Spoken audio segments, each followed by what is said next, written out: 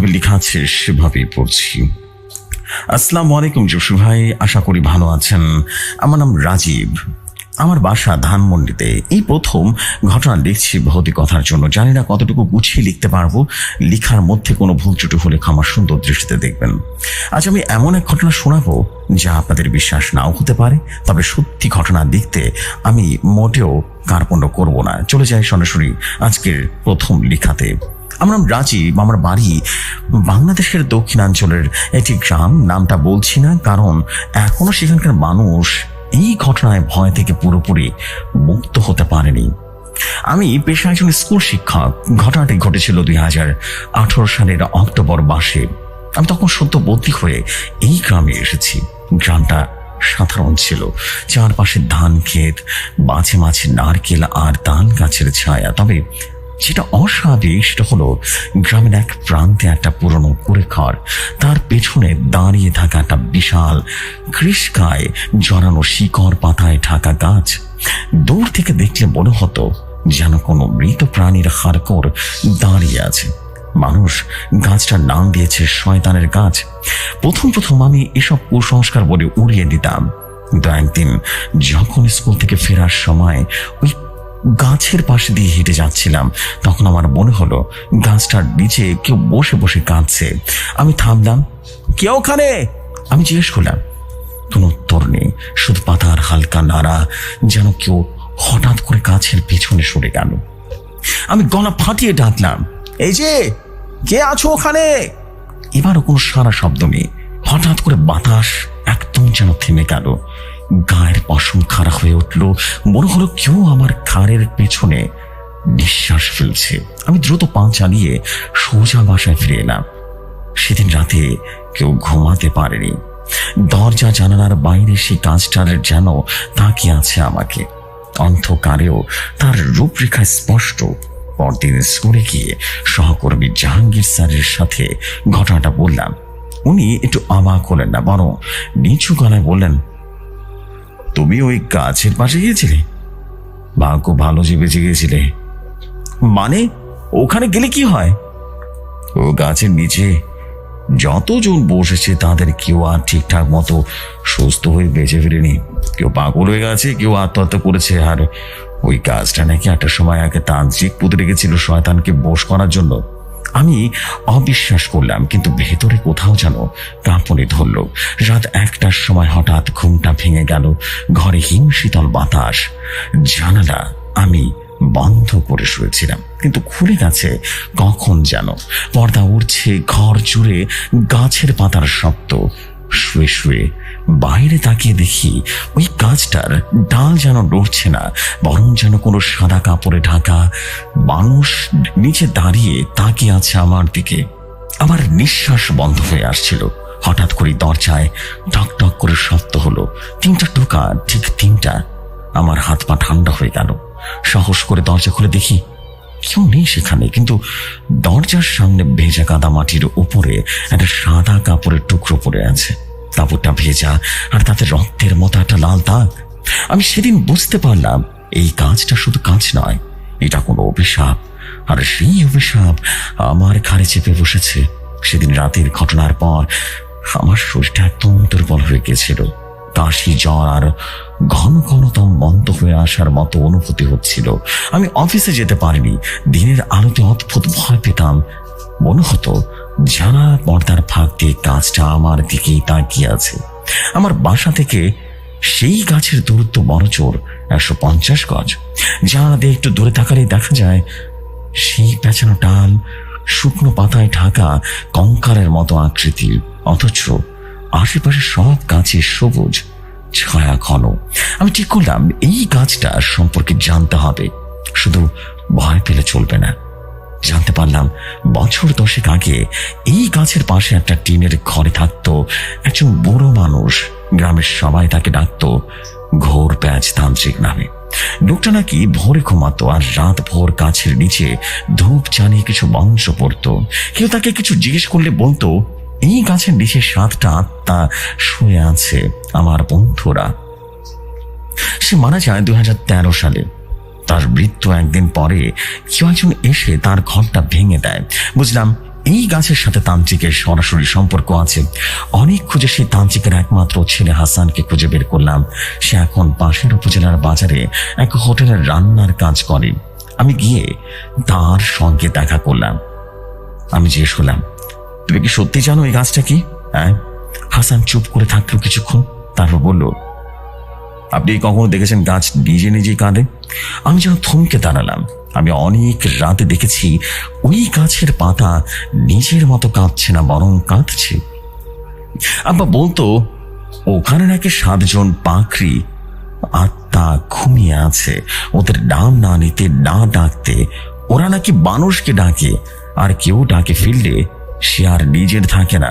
আমি যেন হতভম্ব হয়ে গেলাম, কিন্তু এত বড় ব্যাপার কেন কেউ থামায়নি? তিনি বললেন, গ্রামের প্রতিটা মানুষ ভয় পায়, আপনি ওদের সামনে গিয়ে ডাকতেই বুঝবেন তাদের ডাক শুনছেন। বলেই সে উঠে গেল, আর একটা কথাও বলল না। এরপর আমি গ্রামের এক প্রবীণ মানুষ রমেশ মাস্টারের কাছে গেলাম। উনি বছর 4 আগে অবসর নিয়েছেন। যখন শুনলেন আমি ওই কাজ নিয়ে জানার চেষ্টা করছি, চুপ করে অনেকক্ষণ বসে রইলেন। তারপর বললেন, আমার ছাত্র জাহাঙ্গীরকে মনে আছে তো? সে ছিল খুব মেধাবী ছেলে। হঠাৎ একদিন রাত 3টায় তার বা দেখতে পেল সে খালি গায়ে ঘরের মধ্যে হাঁটছে আর গাছের দিকে তাকাচ্ছে। মাঠে কিছু থামাতে পারেনি। তারপর ওই গাছের নিচে বসেছিল। পরদিন সকালে তার লাশ পাওয়া গেল, চোখ খোলা, মুখে হালকা হাসি, আর কপালে মাটি দিয়ে আঁকা কি যেন অদ্ভুত চিহ্ন। আমার গলাটা শুকিয়ে গেল। আপনারা কিছু করলেন না? রমেশ মাস্টার বললেন, করেছিলাম। ঢাকার এক হুজুর আনানো হয়েছিল, গাছটা কাটার চেষ্টাও হয়েছিল, কিন্তু তার আগে রাতেই হুজুর নিখোঁজ হয়ে গেল। তার কেবিন থেকে শুধু এক টুকরো কাটা দড়ি পাওয়া গিয়েছিল। সেই রাতেই প্রথমবারের মতো আমি সেই রাতটা শুনলাম। বাতাসে কোনো শব্দ নেই। তখন রাত 2টো বাজে। জানালার পাশে বসে আছি, হাতে কোরআন শরীফ। হঠাৎ বাইরে থেকে বিহি কণ্ঠের একটা বিন্দি কণা শোনা গেল, রাজীব, রাজীব, ওই যে তুমি। একবার নয়, টানা বারবার একই গলা, একই টোন। আমি জানলা খুলে দেখলাম না, বরং পর্দাটা টেনে বিছানায় শুয়ে পড়লাম। কিন্তু তখন দরজার ঠিক নিচে দিয়ে দেখা গেল বাইরে কারো ছায়াটা এক পা করে ঘুরে বেড়াচ্ছে আমার বারান্দাটায়। তার পরনে কাপড় মাটিতে গড়াগড়ি খাচ্ছে এবং তার পায়ের নখ লাল রক্তাক্ত তীক্ষ্ণ হয়ে গেছে। পরদিন সকালে আমি গ্রামবাসীদের ডাকি একটা সভা ডাকলাম। সবাইকে জানালাম গাছটা কেটে ফেলতে হবে। ভয় পেয়ে থাকলে চিরদিন এই গাছেই মানুষ মরবে। সবাই প্রথমে ভয় পেয়ে পেছনে সরে গেল, কিন্তু তারপর একজন উঠে বলল, আমি গাছ কাটবো। লোকটার নাম ইসমাইল। সে কুড়ার দোকানে কাজ করে। পরদিন সকালে আমরা একসাথে গাছের সামনে গেলাম। ধূপ, পানি পড়া, আয়াত সব পোড়া হচ্ছিল। ইসমাইল এক কোড়াল মারতেই আচমকা হওয়ার মতো একটা ধোঁয়া বের হলো গাছের গা থেকে। আর পরদিন ইসমাইলকে পাওয়া গেল পাশের পুকুরে গলার ভেতরে মাটি ধরা, চোখ খোলা আর ঠোঁটের কোনো খিঁচুনি অবস্থায়। ইসমাইলের মৃত্যুর পর পুরো গ্রাম যেন থমকে গেল। লোকজন আবারও আগের মতো গাছটিকে এড়িয়ে চলতে লাগলো। কেউ আর গাছটা কাটার কথা মাথায় আনল না, বরং ইসমাইলের জানাজার দিন লোকেরা মুখে মুখে বলাবলি করছিল, যারা গাছের গায়ে হাত দিয়েছে কেউ বেঁচে ফেরেনি। কিন্তু আমার ভেতরে যখন ভিন্ন এক আগুন ঝুলছিল। আমি জানতাম ইসমাইল গাছটা কাটতে চায়নি কারো কথা শুনে। তার বিয়ে কয়েক মাস আগে ওই গাছের পাশ দিয়ে যাওয়ার পর থেকে কথা বলা বন্ধ করে দেয়। পাগলের মতো শুধু বলতো, ওখানে একটা মহিলা বসে আছে আর সে হাতে ডাকে। ইসমাইল নিজের মেয়েকে ফেরাতে চেষ্টা করে গিয়েছিল আর শেষ পর্যন্ত প্রাণ হারালো। আমি চেক করলাম এই ঘটনার শেষ আমাকে টানতেই হবে। হ্যাঁ, ভয় করছিল প্রচন্ড, কিন্তু একটা অদ্ভুত নেশা, এক ধরনের টান মনে হচ্ছিল। আমি না গেলে কিছুই শেষ হবে না। শুক্রবার রাত 1:17 আমি একা বের হলাম। গায়ে চাদর জড়ানো, হাতে টর্চ, পকেটে তাবিজ আর পবিত্র আয়াতের কাগজপত্র। পা টিপে টিপে এগিয়ে গেলাম সেই গাছের দিকে। অন্ধকার গাছটা যেন কোনো বিশাল জীবিত কঙ্কাল। মাটির নিচ থেকে শিকড় উঠে এসেছে। কিছু জায়গায় করে যাওয়া মানুষের চামড়ার মতো থলথলে দাগ। আমি থেমে দাঁড়ালাম, চারদিকে স্তব্ধ। ঠিক তখন আমার সামনে মাটির মধ্যে ধীরে ধীরে উঠে এলো একটা মহিলা, একেবারে সাদা কাপড়ে ঢাকা, কিন্তু মুখ নেই, মুখের জায়গা শুধু গর্ত। আর তার সে হাত দিয়ে শুধু আমাকে ইশারা করলো। আমি যেন আয়াত পড়তে লাগলাম, কণ্ঠ শুকিয়ে এসেছে। সে সামনে এগুচ্ছে, শব্দহীন ভাবে যেন ভাসছে সে। আমি দৌড়ে পালাতে চাইলাম, কিন্তু পা দুটো যেন গেঁথে গেছে। ঠিক তখন হঠাৎ পেছন থেকে কেউ একজন আমার কাঁধে হাত রাখলো। আমি পেছনে ঘুরে তাকে দেখি, এটা আমার মা। তিনি বললেন, তুই এখানে কি করছিস রাজীব? কিন্তু আমার হঠাৎ করে মনে হলো, মা তো মারা গিয়েছেন 3 বছর আগে, তিনি তাহলে এখানে এলেন কিভাবে? আমার আর বোঝার বাকি রইল না এটা কি ছিল। আমি যেন চিৎকার করে জ্ঞান হারালাম। জ্ঞান ফিরে পেতেই পরদিন সকালে মসজিদের ইমামের কাছে চলে গেলাম। উনি আমাকে বললেন, তোমাকে একটা পিচ্ছি খালেদ ওখান থেকে টেনে নিয়ে এসেছে, বুঝতে পেরেছ? ও বলেছিল আপনি গাছের সামনে পড়েছিলেন আর মুখ দিয়ে ফেনা বেরোচ্ছিল, আপনার হাতের তালুতে কিছুটা লেখা ছিল, দেখা ছিল তুই আবারও আসবি। আমি তাকিয়ে দেখলাম, হ্যাঁ সত্যি আমার তালুতে মাটি দিয়ে আঁকা একটা বাক্য, এটা আমি দেখিনি। এরপর আমি জানতে পারলাম এক ভয়ঙ্কর ইতিহাস। সেই গাছ আসলে এক গণকবরে রোপণ করা হয়েছিল। ব্রিটিশ আমলের সময় এখানে 7 জন লোককে একসাথে পুড়িয়ে মারা হয়েছিল, কারণ তারা এক ব্রিটিশ সাহেবের বিরুদ্ধে বিদ্রোহ করেছিল। লোকজন বিশ্বাস করত তারা সবাই মারা গেলেও আত্মা গাছের মধ্যে আটকে গেছে। পরবর্তী প্রজন্মে একজন তান্ত্রিক সেই গাছকে বানায় তার তান্ত্রিক শক্তির উৎস হিসেবে। প্রতি রাতে সে আত্মাদের তালিম দিয়ে ব্যবহার করত, আর মৃত্যুর পর তার আত্মাও এই গাছে বন্দী হয়ে পড়ে। গাছটি এক ধরনের আত্মহরণকারী কু আত্মাতে পরিণত হয়েছে, যা মানুষের মস্তিষ্ককে ভয়ে টেনে নেয়, তার স্মৃতি শহর সব যেন চুষে নেয়। শেষ পর্যন্ত শরীরটাকে ফেলে রাখে, আত্মাটাকে নিজের ভেতরে রেখে দেয়। যত কিছুই হোক, আমি ঘটনার রেশ কাটিয়ে উঠতে পারলাম না। 3 সপ্তাহ পর হঠাৎ গ্রামের এক মেয়ের হঠাৎ আত্মহত্যার খবর আসে। সেদিন ইসমাইলের মেয়ে যার কথা বলা বন্ধ করে দিয়েছিল, সে শুধু রেখে গিয়েছিল একটা ডায়েরি, যেখানে এক লাইন বরাবর লেখা, আমি দেখেছি সেই গাছ হাসে আর হাসে হাসে বলে, আরেকজন এসো, আরেকজন এসো। আমি এই গাছ ছেড়ে চলে এসেছি। এখন আর গ্রামের কেউ ওই রাস্তা ধরে হাঁটে না। স্কুলের রাস্তা ঘুরে সে ইউনিয়ন পরিষদ। তবে মাঝে মাঝে রাতে আমি এখনো সেই শব্দ শুনি, সেই কণ্ঠস্বর, রাজীব তুই আমার কথা শুনেছিস? আবারও আয়।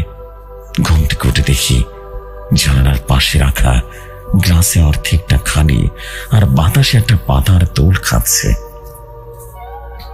যে সময় এটাই ছিল আমার লেখা গল্প। যদি গল্পটি ভালো লাগে পড়ে শোনাবেন। এমন সব ক্রিপি গল্প আমার কাছে অনেক আছে, সময় করে সবই লিখে পাঠাবো। আসসালামু আলাইকুম, ভালো থাকবেন ভাই। আমি রাজীব বলছিলাম। এই জিনের গাছের সম্পর্কে যদি আরো কিছু তথ্য পাই তাহলে অবশ্যই জানাবো। আসসালামু আলাইকুম, ভালো থাকবেন সবাই।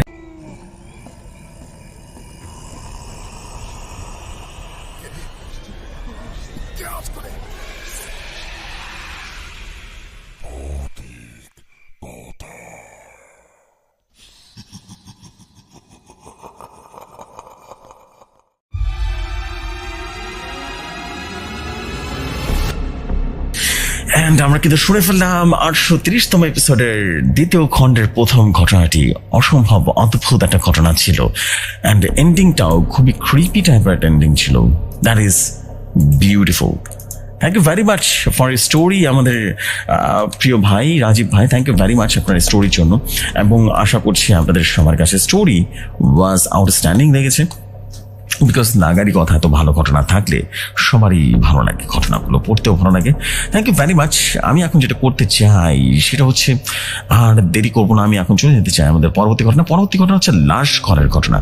আশা করছি অনেক অনেক বেশি ভালো লাগবে সবার। লাশ ঘরের ঘটনা, চলে যাই সরাসরি ঘটনায়।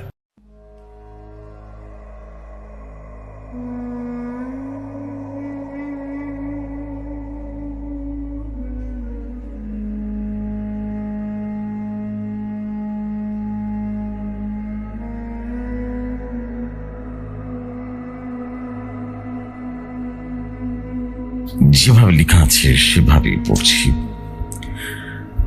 আমার নাম রায়হান, বয়স এখন 23। কিন্তু এই ঘটনাটি ঘটেছিল সেই সময় যখন আমি মাত্র অনার্স ফাইনাল ইয়ার শেষ করে চাকরির জন্য হন্য হয়ে ঘুরে বেড়াচ্ছিলাম। ঢাকা থেকে ক্লান্ত হয়ে একটা সময় ফিরে গেলাম আমাদের ছোট্ট জেলা কুমিল্লায়। ভাবলাম হয়তো এখান থেকে সরকারি বা সেমি গভর্নমেন্টের জব জোগাড় করা যাবে। আমার বড় মামা ছিলেন এক ক্লিনিকে সিনিয়র অ্যাসিস্ট্যান্ট। তিনি একদিন বললেন, দেখ, তোকে যদি কিছু অভিজ্ঞতা নিতে হয় তাহলে আমাদের এখানে একটা অস্থায়ী কাজ আছে। লাশ ঘরের কেয়ারটেকারের ছেলেটা গতকাল হঠাৎ করে চলে গেছে, বুঝলি? কেউ নেই এখন দেখাশোনা করার। তুই যদি কিছুদিন দেখাশোনা করতে পারিস বেশ কিছু টাকা পেয়ে যাবি। আমি একটু থমকে গেলাম। লাশ ঘর মানে মর্গ, এই জায়গায় কাজ? ভয় লাগলেও মাথার ভেতরে তখন একটাই চিন্তা, টাকা এবং অভিজ্ঞতা। আর এই তো কাজ, তো শুধু লাশ ঘরের সামনে বসে থাকা, কেউ ডাকলে রেজিস্টার লিখে দেয়া, দরজা খোলা বন্ধ করা, আর মাঝে মাঝে ডাক্তারকে সাহায্য করা। ভয়ের কি আছে? কিছুই নেই। এটাই আমার সবচেয়ে বড় ভুল ছিল। আমি রাজি হয়ে গেলাম। জায়গাটার নাম ছিল মোহনা ক্লিনিক, ছদ্মনাম। ছোট মাঝারি মানের একটা ক্লিনিক, তার পাশে লাগোয়া একটা ছোট্ট একতলা বিল্ডিং, যেখানে বলে সবাই এটাই লাশ ঘর, মানে হাসপাতালের অফিসিয়াল ওয়ার্ক। সেখানে কোনো সারাদিনের চিৎকার চেঁচামেচি নেই। খুব নিস্তব্ধ এক ধরনের অদ্ভুত গা ছমছমে নীরবতা।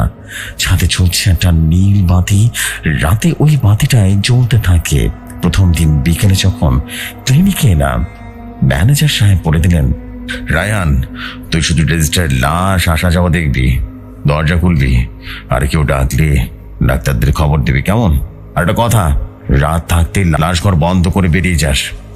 রাতে কখনো একা ভেতরে যাস না। আর কিছু হলেও ভেতরে ফ্রিজওয়ালা লাশগুলো খুলে দেখার কোনো চেষ্টাও করবি না। যা দেখবি তাতে তোর ঘুম কিন্তু হারাম হয়ে যেতে পারে, বললাম, সাবধান করে দিলাম। আমি একটু হেসে বললাম, আচ্ছা স্যার, চিন্তা করেন না। ভেতরে ঢুকে প্রথমবারের মতো মনে হলো জোরে একটা শীতল বাতাস চলে এসেছে। দেওয়ালে ঝুলছে 3টে স্টিলের গেট, ফ্রিজার ঢাকা, 3টায় 3টা লাশ রাখা আছে।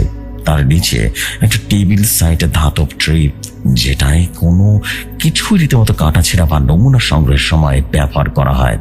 সেদিন প্রথম কোনো লাশ ছিল না। আমি জানালা খুলে বসলাম, খাতা কলমে আগের রেজিস্টার ঘাটলাম। সন্ধ্যা 6টা পেরোতেই মনে হলো জায়গাটা একটু অন্যরকম হয়ে যাচ্ছে। চারদিকে ঝিঝি পোকার আওয়াজ, পাশের ক্লিনিকের ভিড়ও কমে গেছে। রাত 8টার থেকে আমি দরজা তালা মেরে রীতিমতো বের হয়ে এলাম। চলে যাওয়ার সময় পাশ ফিরে দেখি ফ্রিজার গেটগুলো মাঝখানে কাঁপছে খুব আস্তে আস্তে। বাতাস নয়, যেন ভেতর থেকে কেউ ধাক্কা দিচ্ছে। আমি দ্রুত পা বাড়ালাম। পরদিন সকালে ফিরে এসে দেখি মর্গের দরজার সামনে ভিড়। একজন পুরুষ মারা গেছেন স্ট্রোক করে। লাশটা রাখা আছে স্টিলের টেবিলে। তার স্ত্রী, ছেলেমেয়ে সবাই কান্না করছে। আমি গেট খুলে দিলাম। ভেতরে ভেসে বেড়াচ্ছে একটা গন্ধ, না পুরো পচা না পুরো জীবিত শরীর, মাঝখানে একটা অদ্ভুত গন্ধ, যেন সময় আটকে গেছে। ডাক্তার এসে লাশ চেক করে বললেন, রায়হান, লাশটা ফ্রিজে ঢুকিয়ে দে। আমি সিকিউরিটির সাথে মিলে ফ্রিজে ঢুকিয়ে দিলাম। তারপর সেদিন রাত 8টায় আবারও আমি তালা লাগিয়ে বের হয়ে গেলাম। কিন্তু সেই রাতে শুরু হলো আমার জীবনের সবচাইতে ভয়ঙ্কর অভিজ্ঞতা। দ্বিতীয় রাত চলে এলো। মাঝরাতে হঠাৎ ঘুমটা ভেঙে গেল। সে রাতে আমি মর্গে ছিলাম না। আমাদের বাড়ির পাশে ছিল বাসা, তাই রাতে ফিরে যায় সব সময়। কিন্তু হঠাৎ করে যেন কেউ আমার কানে ফিসফিস করে বলল, দরজাটা খোল, আমি এসেছি। আমি চমকে উঠলাম। ঘুরতে দেখি রাত 3টা 27 মনে হলো ঘরের একটা কোনায় অন্ধকারটা একটু বেশি ঘন হয়ে গেছে। আমি উঠে দাঁড়িয়ে লাইটটা জ্বালালাম, কিছুই নেই। পরদিন সকালে কাছে গিয়ে দেখি মর্গের সামনে তালা দেওয়া ছিল ঠিকই, কিন্তু ভেতরে মাঝের ফ্রিজারের দরজাটা খোলা। আমার পায়ে তখন বরফে ঠান্ডা হয়ে গেছে। তালা তো ঠিকই ছিল, তাহলে ভেতর থেকে দরজা খুললো কি? চোখ বড় বড় হয়ে দেখলাম রেজিস্টারের শেষ পাতায় লাল কালিতে লেখা একটা লাইন, রায়হান, তুমি দেরি করেছো। আমি তড়ি হড়ি করে পাতা উল্টাতে দেখি, না, এটা আমি দেখিনি, আমার হাতের লেখা নয় এটা। তৃতীয় দিন সকালে হঠাৎ করে আমার ফোনে একটা কল আসলো। নাম্বারটা আননোন। ধরতেই শুধু একটা গলা শোনা গেল। আমি ঠান্ডা, খুব ঠান্ডা। তুমি কেন ফ্রিজারে বন্ধ করেছো? আমি ভয়ে ফোনটা কেটে দিলাম। নাম্বারটা বারবার আসে, শেষে ফোনটা বন্ধ করে ফেলি। সেই রাতে আমি সিদ্ধান্ত নিই, সাহস করে আবারও একবার মর্গে রাত কাটাবো। ভেতরে যা হচ্ছে সেটা আমার ব্যাখ্যা করতেই হবে। আমি রাতে তালা খুলে ঢুকে পড়লাম। ভেতরে ঢুকে দেখি ফ্রিজার থেকে ঠান্ডা হাওয়া নয়, বরং এক ধরনের ঘন কালো ধোঁয়া বের হচ্ছে ধীরে ধীরে। ফ্রিজার দরজাটা খুলে গেল। তারপরে যেটা দেখলাম, একটা 5 কলা লাশ, মুখটা রীতিমতো ঢাকা কাপড় দিয়ে, কিন্তু কাপড়টা সরে গেল হাওয়ার ঝাপটায়। সেই লাশের মুখে আমার নিজের মুখের মতো। আমি পিছনে হেরে পড়ে গেলাম। হাতের টর্চ গিয়ে নিভে গেল। তখন মনে হলো কি একজন আমার কানের পাশে এসে রীতিমতো ফিসফিস করে বলছে, তুই যদি দেখতে চাস তাহলে শেষটা দেখে যা। আমি অজ্ঞান হয়ে যাই।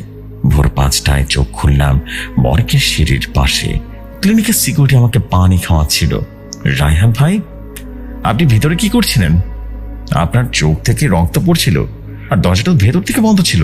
আমি কিছুই যেন বলতে পারছিলাম না। পরদিন আমি মর্গের ভেতরে একটা পুরনো আলমারি খুলে ফেলি। সেখানে একটা পুরনো গাড়ি ছড়ানো রেজিস্টার পাই। প্রথম পাতায় লেখা 1992 সাল থেকে এখানে রাখা সব মৃতদের সত্য কাহিনী, আর নিচে লেখা সব লাশের গল্প শেষ হয় না, কেউ যেন ফিরে ফিরে আসে। আমি হাত কাঁপতে কাঁপতে পাতা উল্টাতে থাকি। একটা পৃষ্ঠায় দেখি নাম রায়হান হোসেন, কার্যকাল 4 দিন, পরিণতি নিখোঁজ, মৃতদেহ মেলেনি, তারিখ আগামীকাল। আমার বুক যেন কেঁপে উঠল। আমি তো মাত্র 3 দিন হয়েছে আমার এখানে আসা। আমার ক্লিনিক ম্যানেজার অনুমতি নিয়ে পুরনো সিসিটিভি খুঁজে দেখতে শুরু করলাম। দেখলাম প্রতি রাতে যখন আমি চলে যেতাম তখন একটা কালো ছায়ামূর্তি মর্গের ভেতরে চলাফেরা করত। ফুটেজে স্পষ্ট দেখা গেল একদিন আমি মর্গে তাড়া দিয়ে বের হই। এর ঠিক 2 মিনিট পর দরজাটা খুলে গেল নিচ থেকে।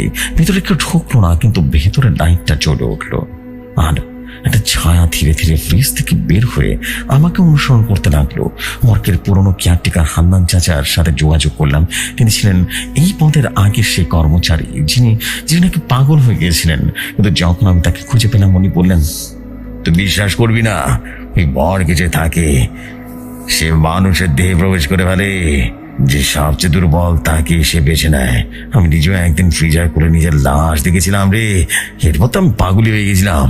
তুই পালা রায়হান, এই জায়গাটা তোকে বেছে নিয়েছে, তোকে কিন্তু শেষ করে দিবে রে। কোনটা সত্য কোনটা মিথ্যা এটাই বুঝতে পারবি না। সে রাতে আমি শেষবারের মতো মর্গে গেলাম। লাশ ঘরের ফ্রিজারের মধ্যে কেবল একটা স্লট খালি ছিল, আর সেটাতে একটা সাদা কাপড় রাখা ছিল যার গায়ে লেখা তোমার জন্য সংরক্ষিত। আমি পেছনে তাকাতেই দরজাটা বন্ধ হয়ে গেল। ভেতরটা অন্ধকারে ঢুকে গেল। আমি যেন স্পষ্ট শুনতে পেলাম কেউ যেন বলল, তুমি দেরি করেছো, এখন আর ফিরে যাওয়ার পথ নেই। রাত তখন 1:42। আমি আটকে আছি মর্গের ভেতরে। সাদা কাপড় দিয়ে ঢাকা ফ্রিজারের একটা ঘরে লাশ, সেখানে লেখা তোমার জন্যই সংরক্ষিত। চোখের সামনে হঠাৎ লাইটটা যেন নিভে গেল। চারদিকে কেবল বাতাস আর বাতাস আর ঘন নীরবতা। আমি ফিসফিস করে ডাকলাম, কেউ আছে? ঠিক তখন ফ্রিজারের দরজাগুলো কাঁপতে লাগলো। একটা দরজার নিচ থেকে খুলে গেল। ভেতর থেকে বেরিয়ে এলো একটা অন্ধকার ছায়া মূর্তি। সে পুরো কক্ষ ছুড়ে ছড়িয়ে গেল। তারপর আবার এক জায়গায় গড়িয়ে গড়িয়ে দাঁড়িয়ে পড়লো আমার সামনে। তার কোনো চোখ ছিল না, কিন্তু তার দেখে ঘন অন্ধকারটা যেন গোপন ভয় মুছে ফেলেছে। সে বলল, যাকে ভুলে গেছো সে এখন তোমার স্মৃতিতে ফিরতে চায়। ছায়াটি ধীরে ধীরে রূপ নিল একজন যুবকের মতো। একটু পরে আমি চিনতে পারলাম এটা ছিল জাভেদ ভাই। জাভেদ ভাই এই মর্গে কাজ করতেন 3 বছর আগে। হঠাৎ একদিন নিখোঁজ হয়ে যান, লাশ মেলেনি। ক্লিনিক বলেছিল তিনি নাকি চাকরি ছেড়ে চলে গেছেন, কিন্তু আমি জানি উনি এতটা চুপচাপ মানুষ ছিলেন, ভদ্র মানুষ ছিলেন। এভাবে উধাও হবার মতো কথা তো নয়। তিনি হালকা গলায় বললেন, আমি জানি তুই সত্যি খুঁজতে এসেছিস। এখন শোন আমার কাহিনী। সেদিন রাতে একটা অপরিচিত লাশ এলো। তার শরীর ছিল কাটা দাগ, অদ্ভুত চোখ আর নাক দিয়ে রক্ত ঝরছিল। কিন্তু সবচেয়ে অদ্ভুত, তার বুকের উপরে লেখা ছিল এখনো মৃত না। আমি ভুল করে সেই ফ্রিজে ঢুকিয়ে দিই। রাত 3:13 একটা ডাক শুনতে পাই, আমাকে ছাড়ো, আমি বাঁচতে চাই। কিন্তু আমি ভয় পেয়ে কিছুই করিনি। সে ভুলটাই আমার জীবন নিল। আমি এখন আটকে আছি এই লাশ ঘরের ছায়ার মধ্যে। আমি জিজ্ঞেস করলাম, এখন কি করব আমি? তিনি বললেন, তোর নাম রেজিস্টার থেকে মুছতে হবে, নইলে তুই কিন্তু অভিশপ্ত মর্গে আটকে যাবি নতুন কেউ না আসা পর্যন্ত। আমি বললাম, কোথায় সে রেজিস্টার? উনি বললেন, পুরনো কক্ষের নিচে। কিন্তু আগে বলি, সেই রেজিস্টার পাহারা দিচ্ছে ছায়া, তাকে ফাঁকি দেওয়া কিন্তু সহজ নয়। আমি হোঁচট খেতে খেতে সেই পুরনো ঘরে গেলাম। ঘরের নিচে মাটির পাটাতনে উঠিয়ে দেখি কাঠের বাঁশের চামড়ার বাঁধাই করা একটা রেজিস্টার, অনেক পুরনো রেজিস্টার। আমি টর্চে জ্বালিয়ে পাতা উল্টাতে থাকলাম। একটা পাতায় আমার নাম লাল কালিতে লেখা। ঠিক তখনই একটা ধাতব আওয়াজ। পিছন দিকে তাকে দেখি ফ্রিজারের ভেতরে সে অন্ধকার ছায়াটা যেন বেরিয়ে এসেছে। সে বলল, তুমি তার জন্য এসেছো, এখন সে তোমার জন্য এসেছে। আমি রেজিস্টার পাতা ছিঁড়ে ফেলতে লাগলাম। হঠাৎ ঘর কাঁপতে শুরু করলো, বাতাস যেন ঘূর্ণি ঝড় ঘুরতে শুরু করলো। এক মুহূর্তে আমি অজ্ঞান হয়ে যাই। চোখ খুললাম পরদিন সকাল 9টা নাগাদ। আমি মর্গের বাইরে বাগানের পাশে পড়ে আছি। সিকিউরিটি বলল, ভাই আপনি কোথায় ছিলেন? ভেতরে সব জিনিস তৈরি হলো, ফ্রিজগুলো ফাঁকা, আর রেজিস্টার বইটাও উধাও। আমি কিছুই বলিনি।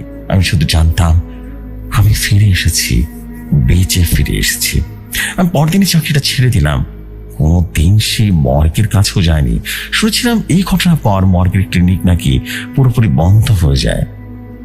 কিন্তু অনেকেই বলে সেই জায়গায় নাকি এখনো অনেক রকমের কান্নার আওয়াজ শোনা যায়।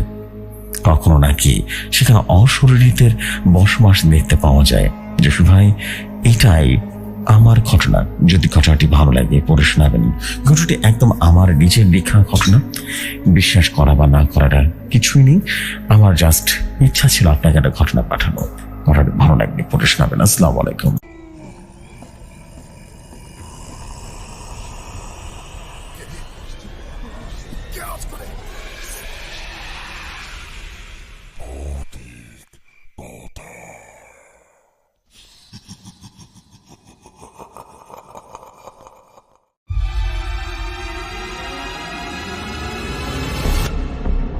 অ্যান্ড অবশেষে কিন্তু আমরা শুনে ফেললাম আরেকটা স্টোরি। আমরা কিন্তু আরেকটা অসাধারণ হাসপাতালের মর্গের ঘটনা শুনে ফেললাম। কারণ এই ঘটনা কিন্তু খুবই সুন্দর, স্মার্ট এবং একই সাথে বলবো যে ক্রিপি টাইপের একটা স্টোরি ছিল। থ্যাংক ইউ ভেরি মাচ আপনাকে এই অসাধারণ ঘটনার জন্য, এবং আশা করছি আপনাদের সবার কাছে এই ঘটনায় অনেক বেশি ভালো লেগেছে, ভালো লাগবে। সো আমরা এখন চলে যাবো আমাদের পরবর্তী এপিসোড স্টোরিতে। আশা করছি পরবর্তী স্টোরি আপনাদের কাছে অসম্ভব রকম ভালো লাগবে। চলে যাই পরবর্তী স্টোরি।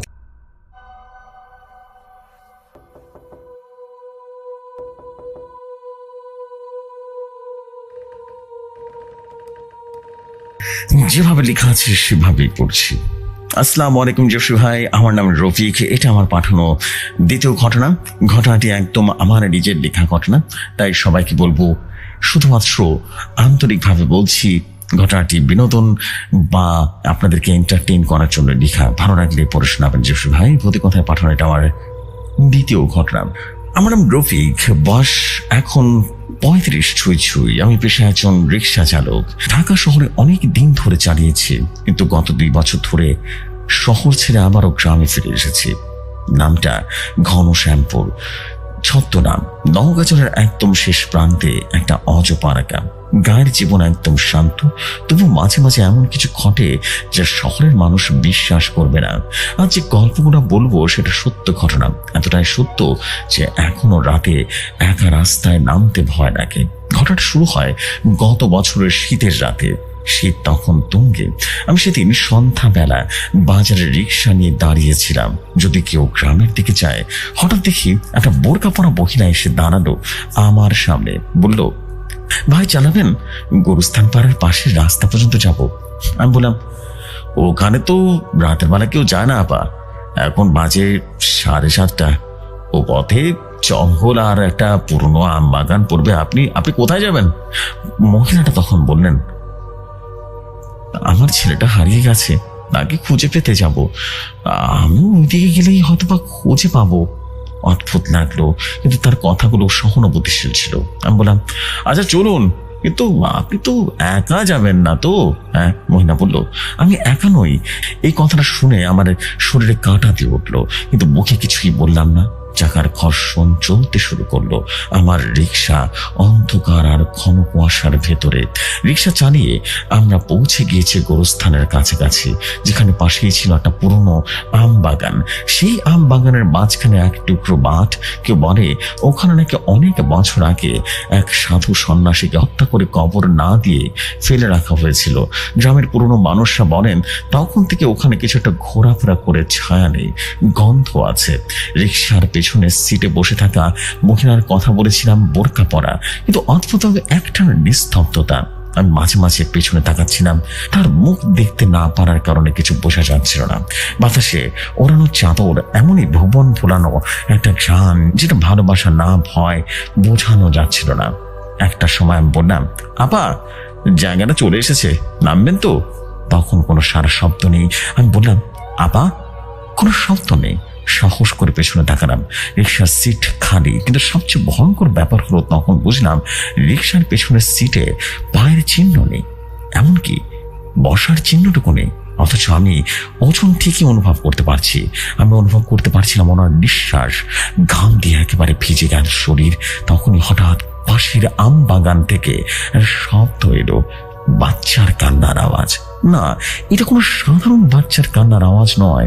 জ্যান্ত বাচ্চা যেভাবে কাঁদে না, ঠিক সেরকম তাদের একটা কষ্ট আছে, একটা টান আছে, একটা হাজারি আছে। আমি পাগলের মতো রিক্সা ঘুরিয়ে পালাতে চাইলাম, কিন্তু চাকা যেন আটকে গেছে। পেছন থেকে কোনো একটা কণ্ঠস্বর শোনা গেল, আমার ছেলেটা কোথায়?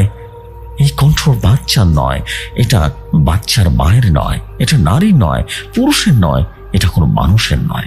আমি দৌড়ে রিক্সা ফেলে পালালাম।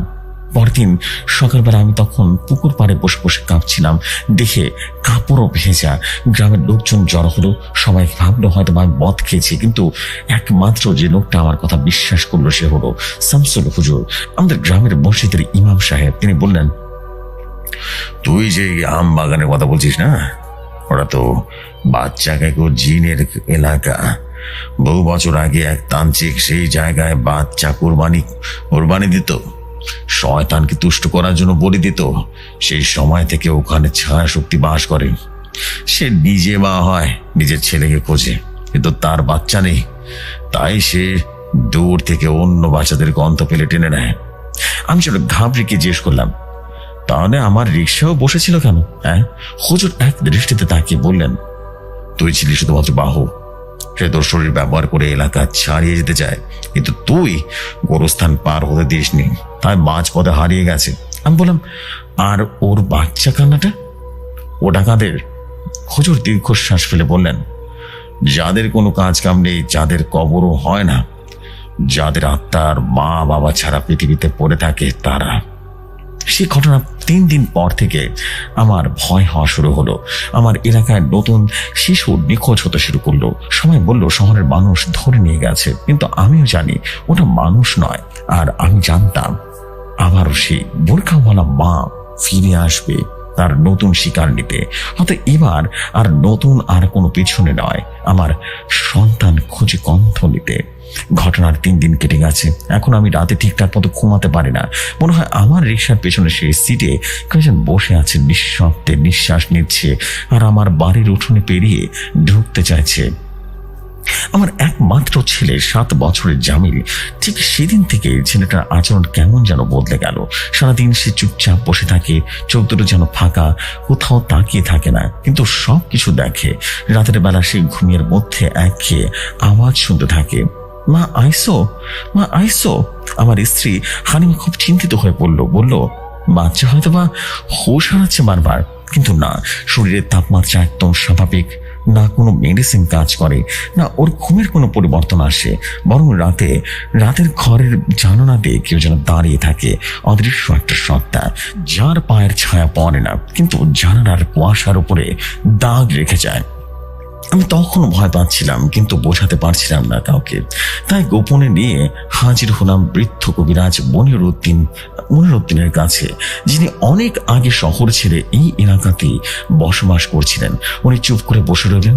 আমার সব কথা শুনে তিনি বললেন, তুই যার রিক্সা চালাইছিস না, সেটা কোনো মানুষ ছিল না, সেটা ছায়াজিন ছিল। যার নিজের সন্তান না পায় তারা মানুষের গন্ধ শুকে যায়। তারা মাতৃত্বের পিশাচ, যাদের বাচ্চা হলে কাঁদে না, গলায় ছাপিয়ে পড়ে। আমি ঘাবড়ে গিয়ে বললাম, তাহলে আমার ছেলের কি হবে? উনি একটা পুরনো কাঠের বাক্স খুলে 3টা জিনিস দিলেন। একে তেঁতুল গাছের পুরনো শিকড়, 2 কালো সুতো দিয়ে বাঁধা ছোট্ট বোতল, আর 3 একটা ধোয়া ছাড়ানো লাল রঙের গন্ধযুক্ত ফুল। তিনি বললেন, আজ রাত পার করতে হলে কাল ভোরে নামাজের আজানে পালাতে হবে, আর রাত 3টার সময় জানালার দিকে তাকিয়ে কেউ থেকো না, ও ডাকে। চোখে চোখ পড়লে আর কেউ রক্ষা করতে পারবে না।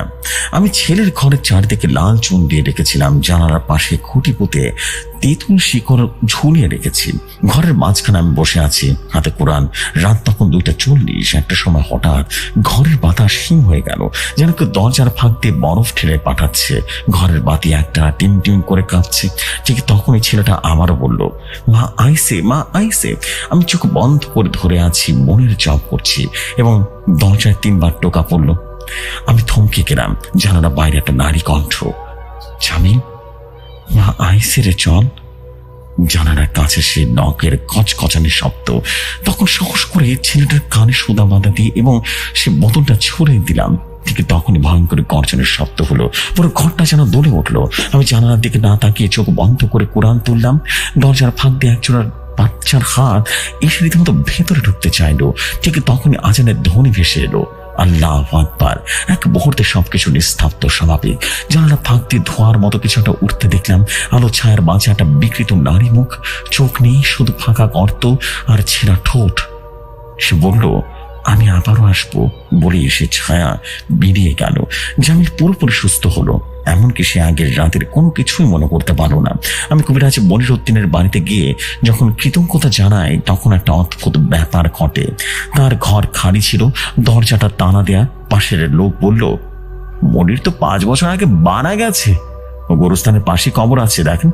আমি হেঁটে গিয়ে কবর খুঁজে এক পাশে ছোট একটা নাম ফলক লেখা মনিরুদ্দিন কবিরাজ, যিনি এক বাচ্চাকে জিনের হাত থেকে রক্ষা করেছিলেন এক রিক্সা চালক পিতাকে। আমি যেন ভয় থমকে গেলাম। এইটা কিভাবে সম্ভব? যে মানুষটা আমাকে বাঁচিয়েছিল, আমার বাচ্চাকে বাঁচিয়েছিল, সে কিভাবে মারা যেতে পারে 5 বছর আগে? মাথা যেন করতে লাগলো। আজও মাঝ রাতে কারো বাড়ির সামনে হঠাৎ দাঁড়িয়ে যায় এক বোরকা পরা নারী আর বলে, আমার ছেলে হারিয়ে গেছে। কিন্তু সে কখনো কাউকে পৌঁছে দেয় না। সে খুঁজে সেই বাচ্চা, আর যদি কোনো রিক্সা চালক তার শরীর ব্যবহার করতে দেয়, তাহলে সে রিক্সা খালি করে দেয়, যাত্রীর দেখা মেলে না। যে সময় এই ছিল ঘটনা। আশা করি ঘটনাটি ভালো লাগলে পড়ে শোনাবেন। এই ছিল বাচ্চা কেকো জিনের ঘটনা। ভালো লাগলে পড়ে শোনাবেন। ভৌতিক কথা দীর্ঘজীবী হোক। আসসালামু আলাইকুম।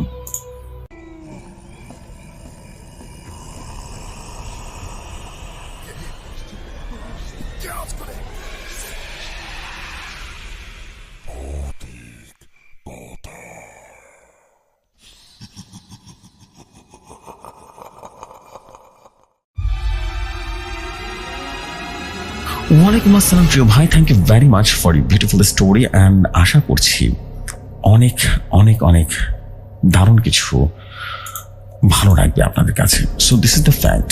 আমি আশা করছি আপনাদের কাছে অনেক বেশি ভালো লাগবে। অ্যান্ড ভালো লেগেছে স্টোরিটা, অ্যান্ড ভালো লাগলেই অনেক বেশি ভালো কিছু আপনাদের জন্য নিয়ে আসবো।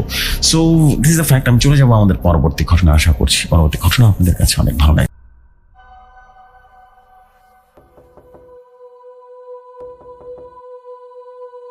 যেভাবে লেখা আছে সেভাবে পড়ছি। তিনি লিখেছেন, আসসালামু আলাইকুম জসুর ভাই, আমার নাম রবিউল হাসান। আমি পেশায় একজন হসপিটালের কর্মী। ঢাকা থেকে সদ্য পোস্টিং হয়ে উত্তরবঙ্গের এক পুরনো জেলা হাসপাতাল, নামটা বলছি না কারণ এই হাসপাতাল এখন নামই হাসপাতাল। ভেতরে কি ঘটে সেটা কেউ জানে না, তবে আমি যেটা দেখেছি সেটা কাউকে বলতে গেলে তারা আমাকে পাগল ভাববে। ঘটনাটা শুরু হয়েছিল 2022 সালের নভেম্বর মাসে। আমার আগের পোস্টিং ছিল ঢাকার বীরপুরে। অনেক ব্যস্ত জায়গা, কিন্তু কাজের পরিবেশ ভালো ছিল। হঠাৎ অফিস থেকে চিঠি আসে, আপনাকে আগামীকাল বদলি করা হলো উত্তরবঙ্গের মেডিকেল হাসপাতাল শাখা 2-এ। প্রথমে শুনে কেমন যেন অজানা ভয় কাজ করলো, কারণ সেই হাসপাতালের নাম আমি আগে শুনেছি। মানুষ বলে এটা একটা শূন্য হাসপাতাল, মানে মানে সেখানে রোগী ভর্তি হয় না, স্টাফ থাকলেও তারা খুব কম সময় সেখানে থাকে।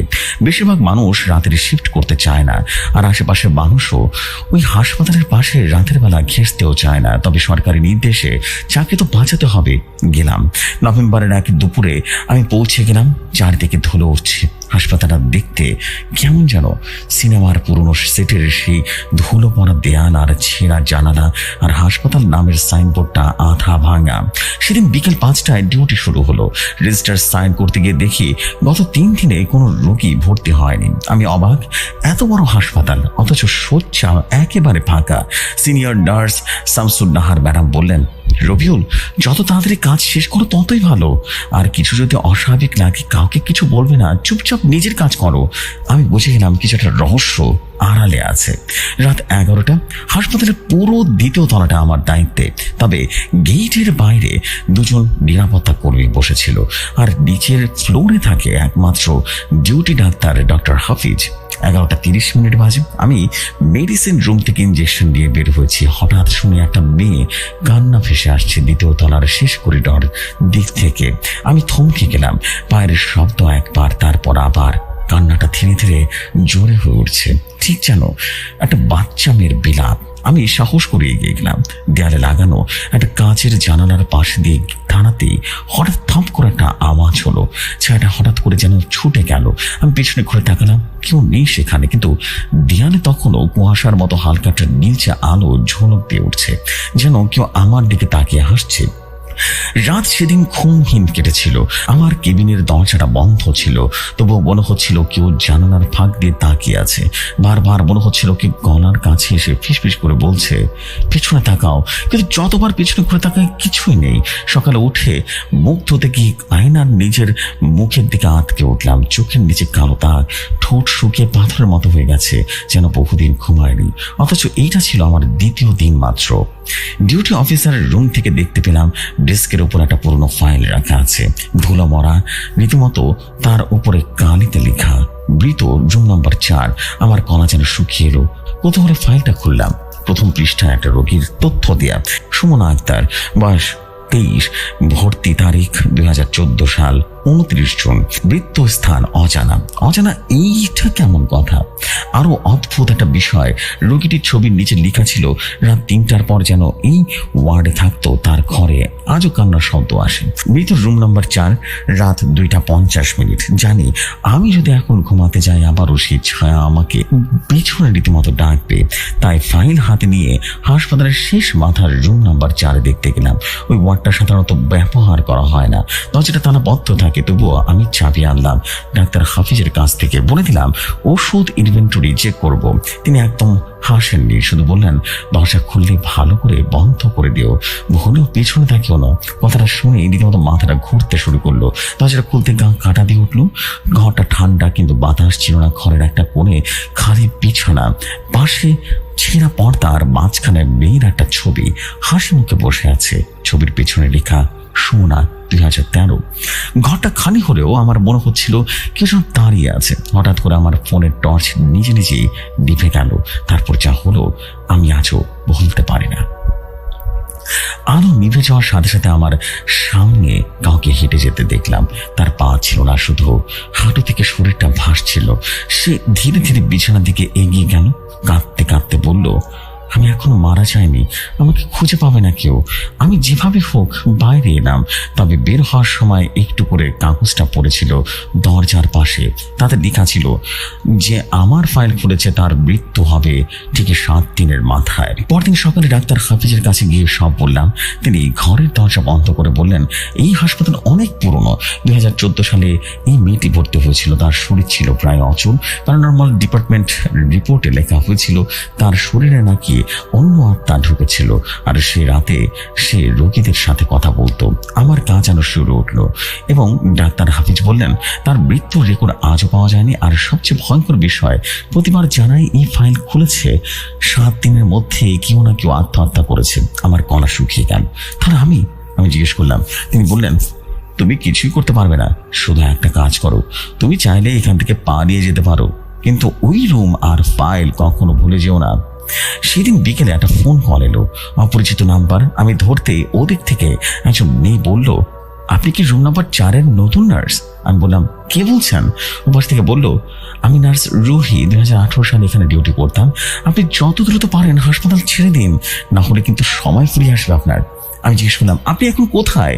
ওপাশ থেকে ফিরস করে বলল, আমি তো মারা গেছি, রুম নাম্বার 4-ই। আমার ফোনটা যেন কেটে গেল। রাত 3টা বাজে। আমি যেন থরফর করে ভয় ভয় কাঁপতে লাগলাম। হাসপাতালের করিডোর একদম নিস্তব্ধ, বাতাস নেই, জীবিত কোনো অস্তিত্ব নেই, শুধু একটা অদৃশ্য ভয় বাতাসের মধ্যে ঝুলে আছে। আমি সেই ভয়টা এখন অনুভব করতে পারি। আমি জানি আমার সময় ফুরিয়ে এসেছে। রুম নাম্বার 4-এ ঢোকার সময় আমার আর লক্ষ্য করলাম কোনো কিছুই আর আগের মতো নেই। সেদিন সেই ফোন এসেছিল, তার ঠিক পরদিন আমি ঘুমাতে পারিনি। ঘুমার এই কানে ভাসে কাঁপা কাঁপা সেই নারীর কণ্ঠস্বর। আমার মৃত্যু হয়নি, ওরা আমাকে বাঁচতে দেয়নি। রাতে একদিন ঘুম ঘুম অবস্থায় হঠাৎ চোখ মেরে দেখি হাসপাতালের ছাদে পাখা বন্ধ, অথচ ছাদ ঘুরছে, আর সেখানে ঝুলে আছে কেউ। সাদা গাউনে এক বেয়ে চুল খোলা, চোখের পাতা নেই, শুধু সাদা দৃষ্টি দিয়ে আমার দিকে এক দৃষ্টিতে চেয়ে আছে। আমি চিৎকার করতে গিয়েও যেন পারলাম না, গলা থেকে কোনো শব্দই বের হলো না।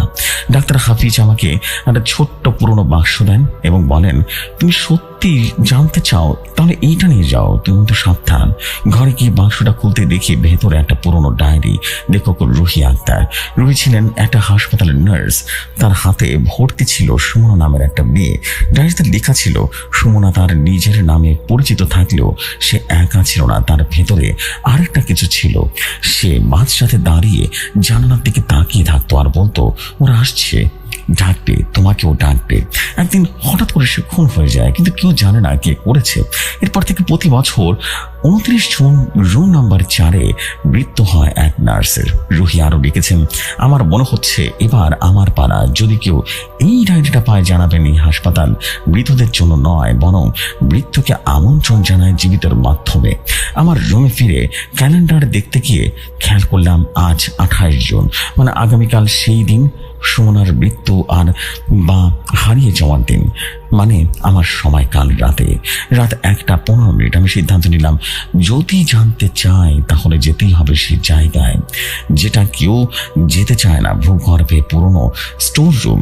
ডায়েরির শেষ পাতায় লেখা ছিল, সুমনার গায়ে পেঁচিয়ে রাখা ছিল লাল কাপড়, তাতে তান্ত্রিক মন্ত্র লেখা। ওকে শেষবার দেখা গিয়েছিল সেই স্টোর রুমে। তালা ভেঙে নেমে গেলাম নিচে। মাটির গন্ধ, ঘুটঘুটে অন্ধকার। আমি টর্চ জ্বালালাম। ঘরের একটা কোণে একটা লাল কাপড় মোড়ানো কঙ্কাল পড়ে আছে, গায়ে হাড়ের আঁকা কিছু রক্ত রঞ্জিত ছাপ। আমি কাপড়টা ছুঁতে শুরু হলো ভূমিকম্পের মতো একটা ঝাঁকুনি। ঘর কাঁপছে, ছাদ থেকে ধুলো পড়ছে, আর যেন ফিসফিস করে বলছে, তুমি এসে গেছো, এবার আমাকে বাঁচাও। রাত তখন 2:55। হাসপাতালের ঘড়ি কাঁটায় তখন থেমে গেল। আমি রুম নাম্বার 4 থেকে দৌড় দিলাম। দরজাটা খোলা, ভেতরে সে সুমনা, অথচ এবার সে বসে আছে বিছানায়, জীবন্ত, চোখ যেন জ্বলজ্বল করছে। সে বলল, আমি মরিনি, আমাকে তারা পুড়িয়ে ফেলেছিল, আমি বাঁচতে চাইনি, কিন্তু আমার ভেতরের শক্তি তাকে থামানো যায়নি। আমি বললাম, তুমি কি চাও? সে বলল, প্রতিশোধ, যারা আমাকে পুড়িয়ে মেরেছে তাদের মধ্যে একজন এই হাসপাতালে আছে, ডাক্তার হাফিজ। আমি ভয় ভয় কাঁপতে কাঁপতে নিচে গিয়ে ডাক্তার হাফিজকে সব বললাম। তিনি হাসলেন, বললেন, তুই শেষজন। প্রতিবার একজন নার্স শরীর দিয়ে আত্মা বের হওয়ার পর পথ খোঁজে, কিন্তু কেউ তাকে মুক্তি দিতে পারে না। এখন তুই চাস তাকে মুক্ত করতে? আমি গলা শক্ত করে বললাম, হ্যাঁ। তিনি বললেন, তাহলে তোর শরীরটা দিতে হবে ওকে, কারণ মৃত্যুর আগে তাকে বলি দেওয়া হয়েছিল, জীবন্ত পুড়িয়ে মারা হয়েছিল। এবার সে চাইছে জন্মহীন এক দেহ। রাত 3টা বাজতে আমি অজ্ঞান হয়ে যাই। চোখ খুলতে দেখি আমি হাসপাতালের ছাদে শুয়ে আছি, চারপাশে পুলিশ, অ্যাম্বুলেন্স। একজন অফিসার বললেন, তুমি বেঁচে গেছো, কিন্তু আমরা হাসপাতালের একজনের পোড়া লাশ পেয়েছি, ডক্টর হাফিজের। আমি বললাম, আমার তো কিছুই মনে নেই, আজ 7 দিন পেরিয়ে গেছে, আমি আজও জানি না কি হয়েছিল সেদিন। এই ছিল ঘটনা। ভালো লাগবে পড়ে শোনাবেন।